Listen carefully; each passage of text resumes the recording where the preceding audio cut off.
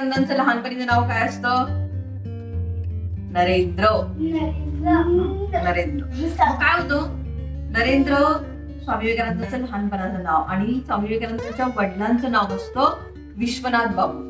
आणि स्वामी विवेकानंदांचे वडील जे आहेत ना ते वकील असतात आणि त्यांच्याकडे घोडागाडी आहे. घोडागाडी असते व्यवस्थित असते त्यांची घोडागाडी.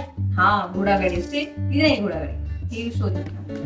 मग ती घोडागाडी जी आहे ना ती हाकण्यासाठी चालवण्यासाठी गाडीवान असतो आणि तो एकदम असा चांगला दृष्टपुष्ट उंच पुरा मिशा असणारा असा रुबाबदार माणूस त्याच्या घोड्यागाडीवर गाडी चालवण्यासाठी हाकण्यासाठी असतो. आणि मग हा विषय असते.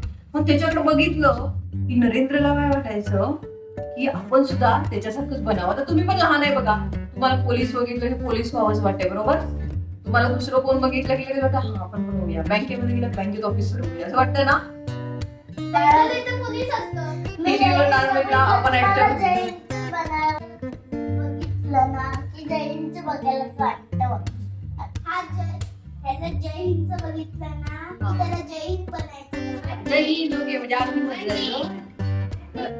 आपण नरेंद्र त्याच्याकडे बघून काय वाटायचं की आपण सुद्धा मोठं झाल्यानंतर त्याच्यासारखं व्हावं तसंच गाडी चालवावी असं.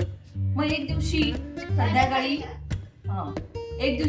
काय होतं नरेंद्रचे वडील घरी येतात कामावरून आणि कामावरून घरी आल्यानंतर गप्पा मारत असतात. तिथे नरेंद्रचे वडील आई आणि नरेंद्र असतो. मग त्यावेळी वडील सहज विचारतात नरेंद्र बेटा तू मोठा झाल्यावर कोण होणार आहेस? तर मग नरेंद्र काय उत्तर देणार? मी आता तुम्हाला काय सांगितलं, हा मी घोडागाडी चालवणार असं बोलतो, मी घोडे स्वारणार असं बोलल्यानंतर वडिलांचा चेहरा एकदम पडला. वाईट वाटलं त्यांना कारण ते सुद्धा वकील आहेत आणि आपला मुलगा म्हणतोय की मी घोडागाडी चालवणार. त्यांना वाईट वाटतं की मग आपण नेहमी जे स्वप्न बघतो ना स्वप्न मोठी बघायची. मग त्यावेळी काय होतं मग नरेंद्रचे वडील नाराज होतात ना. मग आई लगेच पुढे येते आणि आई काय करते त्यांच्या घरामध्ये एक फोटो लावलेला असतो. हा फोटो बघा तुम्ही कुठे बघितलाय का? हा असा ही घोडागाडी आहे आणि या घोडागाडीमध्ये बसलेलं कोण आहे? कृष्ण आहे आणि अर्जुन आहे. गीता माहितीये तुम्हाला? कृष्ण आणि गीता माहितीये ना. मग आई पुढे येते आणि म्हणते आई पुढे येते नरेंद्रला जवळ घेते ते फारच छान, तू अवश्य गाडीवान हो, तू नक्कीच गाडी चालव पण कसा गाडीवान हो? तर हे बघ बोट दाखवून म्हणते त्या समोरच्या भिंतीवर कृष्ण अर्जुनाला गीता सांगतोय की नाही तर त्या कृष्णासारखंच तू सारथी हो. म्हणजे अर्जुनाच्या रथाचे घोडे असताना कृष्णाने अर्जुनाला ज्ञान दिले. कृष्ण अर्जुनाला काही गोष्टी सांगते तेच गीता आहे आपला ग्रंथ आहे.